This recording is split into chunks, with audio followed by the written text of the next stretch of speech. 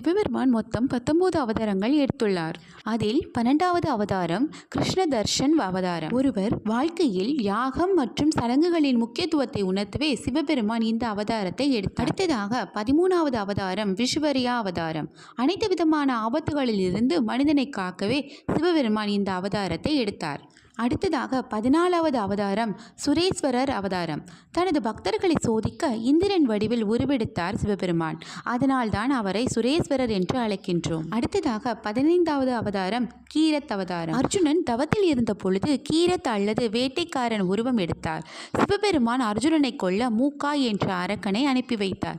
துரியோதனன் காட்டுப்பன்றி போல தன்னை மாற்றிக்கொண்டான். ஆழ்ந்த தியானத்தில் இருந்த அர்ஜுனனின் கவனம் ஒரு பெரிய சத்தத்தால் சிதறியது. அவன் கண்ணை திறந்து பார்த்தான். காட்டுப்பன்றியை அர்ஜுனனும் தம் அம்புகளால் வீழ்த்தினார்.